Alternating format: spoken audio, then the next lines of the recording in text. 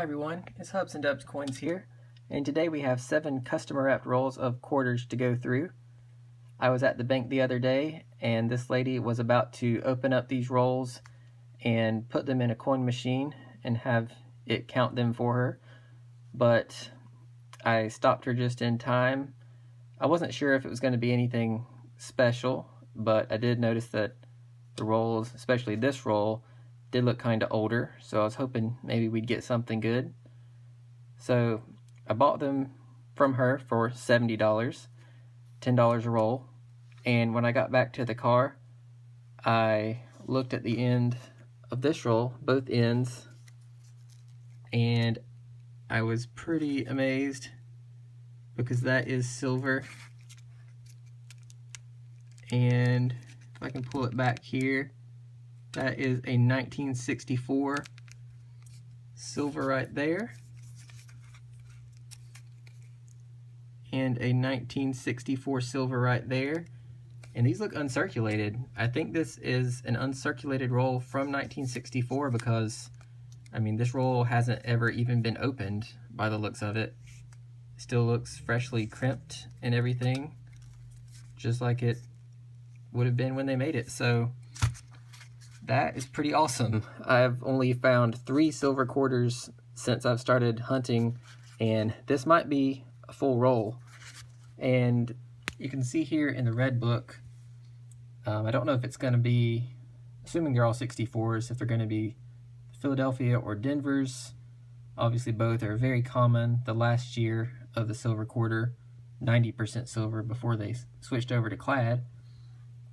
But these are going to be, you know, brilliant uncirculated. I'd say at least mint state 60. The red book gives it a $9 value per coin, but I know, especially with silver, the red book prices can be a little overvalued maybe. So I like to use one of these online sources. I use typically the Numis Media Fair Market Value Price Guide. And if you look here at 1964, and you go over to the mint state column, that's still $5 per coin. So, I mean, $5 times 40, that'd be a $200 roll of silver quarters there in mint state 60. So, I'm ready to get these rolls opened, but I might save this one till the end, just to keep the suspense going. I might start with these. These have all been marked out, but they say 1976, so I'm guessing these are probably all just bicentennial rolls. Although there is a doubling variety to check for in these, and even some doubling to check for on the 64s as well. So I'll definitely be checking for any errors in varieties, and I will loop you guys in if I find anything like that as well. So let's go ahead and get started. I'll start with this roll first, and we'll see what we find. All opened up, and as expected, it looks like it's going to be all bicentennials here. A lot of them look like they're going to be in good shape. So I'll definitely at least be checking these against my album, see if I can upgrade one. I'm not sure. These all Philadelphia looks like so far. Don't see a Denver mint. The Denver mint is actually what we want to see in order to look for the doubling.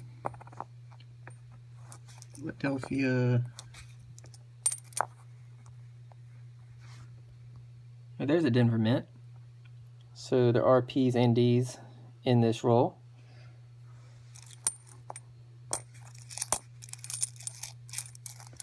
Just spread them out here. So many bicentennials. Some are in better shape than others. That one's really nice right there. Well, I'm going to go ahead and pull aside the Denvers and check these out under the scope, and I will get back with you. Well guys, in that first roll there was only 3 Denver mints. The rest were out of Philly. I've checked them under the scope. The doubling would be on the word Liberty, mainly the R, T, and Y. And I didn't see any signs of doubling on any of them.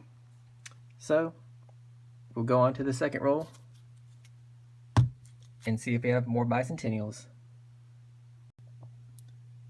By the way, I was wrong there. The second roll says 1965 through 1975, not bicentennials. So let's see if that is what is actually in this roll. Roll number 2 is opened, and it does look like the label was correct.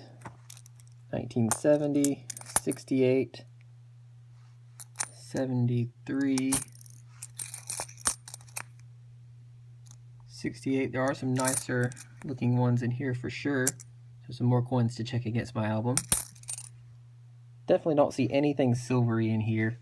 So I'm going to go ahead and organize these by year, check for any errors and varieties, and I'll be right back.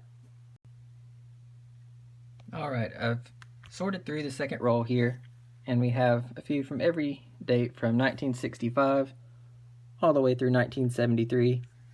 Some of these, like this 71D here, are quite nice. So that's good to see. But there were no errors and varieties that I could tell looking under the scope. So we'll go on to the third roll, which according to this will be more bicentennials. Roll 3 does appear to be some more bicentennials.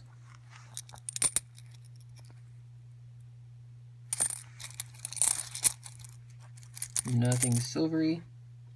So we'll go ahead and sort these, check for any doubling on the Denvers, and hopefully find something good.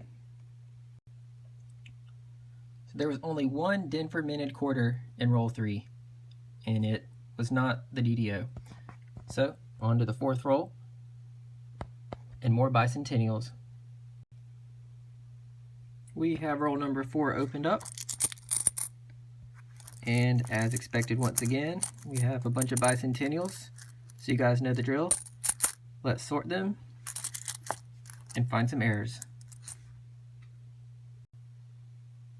So roll 4 had 4 Denver minted quarters, but again, no doubling. So pretty much everything we've gone through so far, I'm probably going to end up sending back to the bank, other than checking for any upgrades for my album. And if there's anything that I think is just really nice, maybe I'll set it aside as well. But it is time for roll number 5. And I'm not sure what the single mark there means. It's not really marking anything out that I can see. No letters. So what is this going to be? Maybe we can take a peek. I can hold this. Guys, that is silver.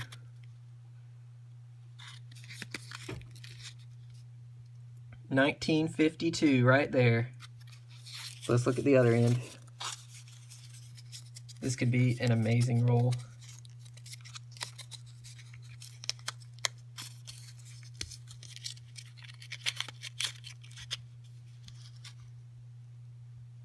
Whoa, 1934, wow, that's an old one.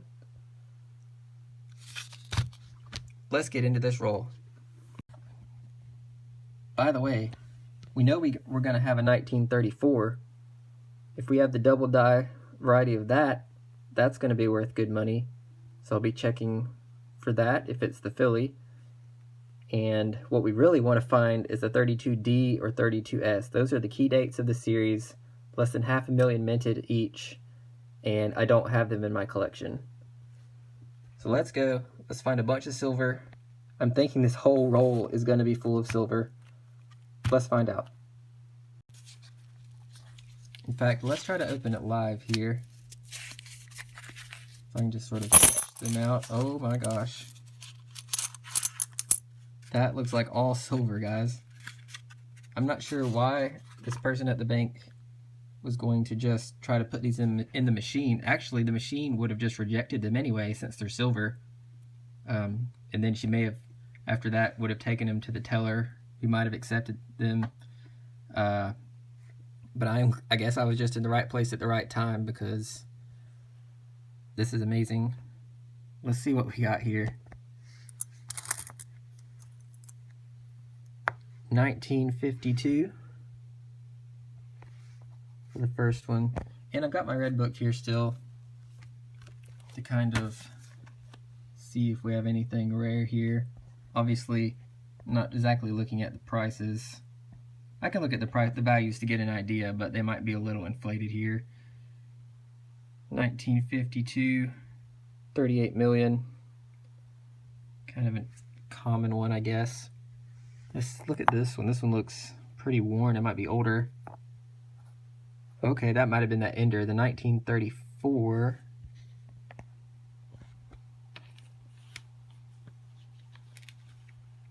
$32 million. And light motto versus heavy motto, or the double die. Yeah, so I'll definitely have to take a second look at that one. Guys, oh my gosh. I was not expecting this at all. A Barber quarter in the roll, 1906. I've never found a Barber quarter. Obviously, like I said earlier, I've only found like 3 silver Washington quarters before this. Sorry to keep flipping back and forth between the book, but we've got to go ahead and take a look at this. So this is before the Standing Liberty quarter. 1906. Around 3.5 million. Obviously it's pretty worn, but still probably a, at least a $5 coin there. Not a key date, but you can never complain at that. Finding a Barber quarter was just something I never thought I would ever do. I've never even found a Standing Liberty quarter. Obviously it's pretty damaged, and now that I see the back, that is very worn there. Is there a mint mark? I think the mint mark would be below the tail feathers here. I don't really see one. Wow, and look how thin that is. Compare it to this one. It's very thin. That would probably grade just maybe about good, AG3 or so. That is definitely the oldest so far. Let's keep going here. 1953. I'll flip back over and look at that. 18.5 million.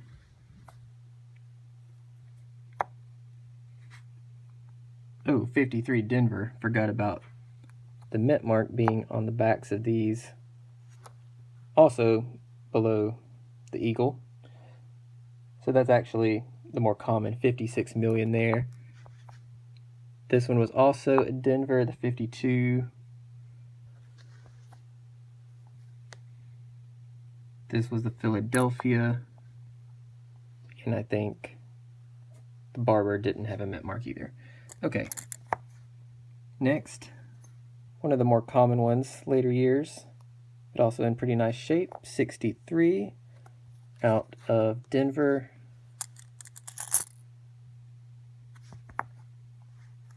$51.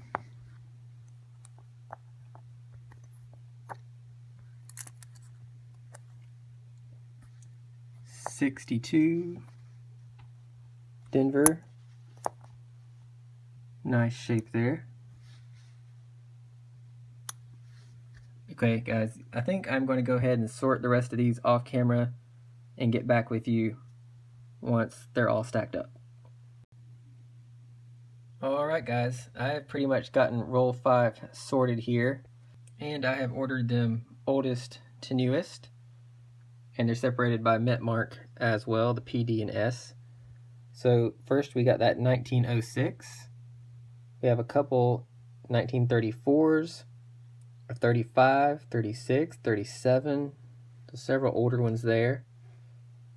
And then some from the 40s, 40, 41, 42, 43s, 44s, so many different dates. Continues, some 45s, then up to 48. In the 50s, we have 51, 52, 53, 54, 56, 57, 59, some 60s, a 62, 63, and a 64, and a 64 that I sat under the scope here, because this is a brilliant uncirculated mint state quarter for sure. That one is pretty amazing. Definitely hasn't been circulated there. A few little dings on it, but overall a very nice coin. I did check for any double die obverses, double die reverses, any of the type B relief designs, all that good stuff. I didn't really see anything, but what an amazing roll. I did find one low mintage one, the 1940S that I found right here. Was below 10 million, 8.2 million. So this one's probably the best find of the box, that or the Barber. It might be worth a couple bucks more than some of these other ones, although it is pretty worn. So let's go ahead and check the ends of this roll and see what we have. We have that same mark here. So is it going to be full of silver also? Let's see here. That is silver. Denver Mint on that one.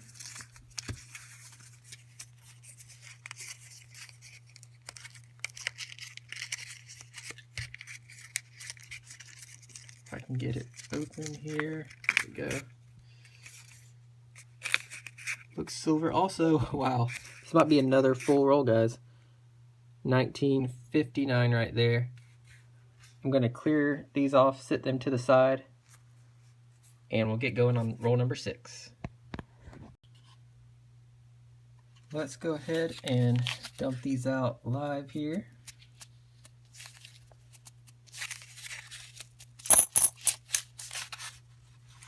Oh yeah, lots of silver. Let's hope for another Barber.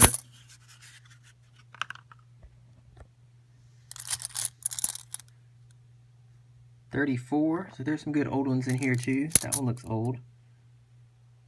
41,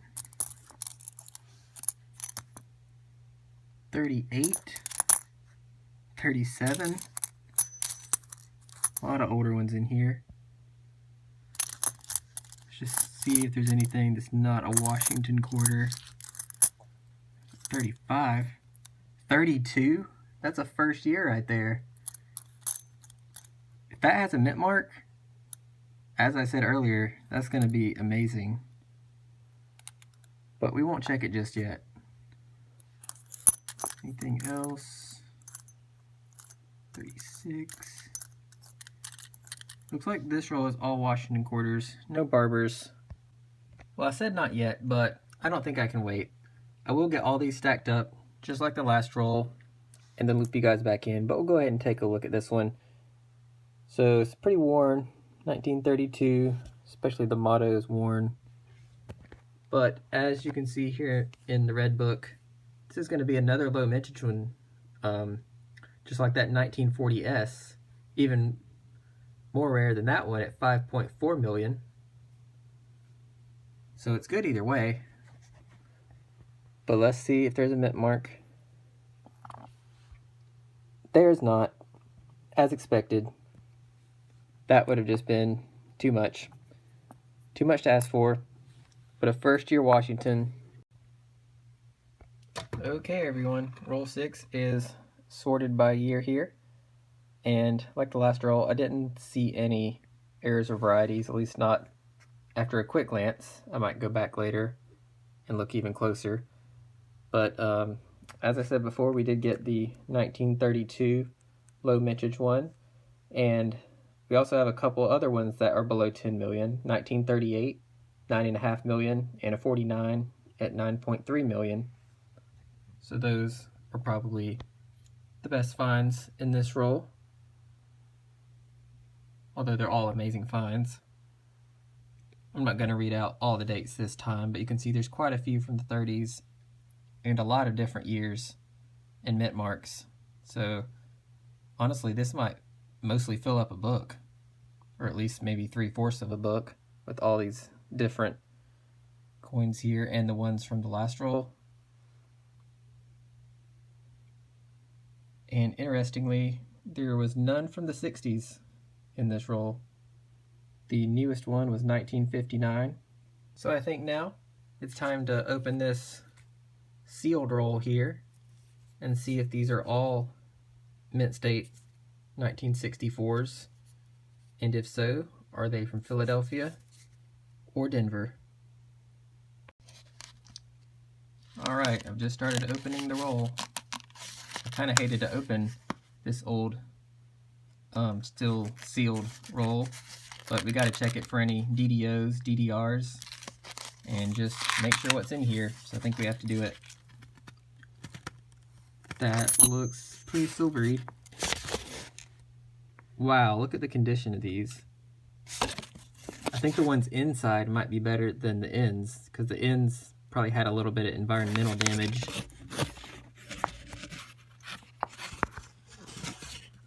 Let's see if I can get a picture. Like that one, you can see there's some dirtiness or discoloration there, but the one right behind it is flawless.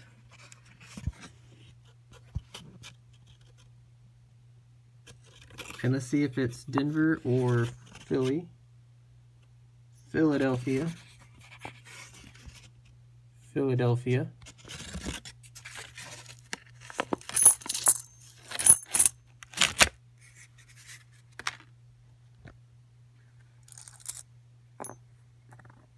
Yeah, I think these are going to be all really nice Philadelphia minted quarters here. Unbelievable. So shiny. Alright guys, I think that's going to do it for this video. Ultimately, we got 2 full rolls of old silver. Really 3 full rolls. One of which was completely uncirculated last year silver 1964s. If you guys enjoyed this video, I'd appreciate the thumbs up and a subscription. And until next time, happy hunting!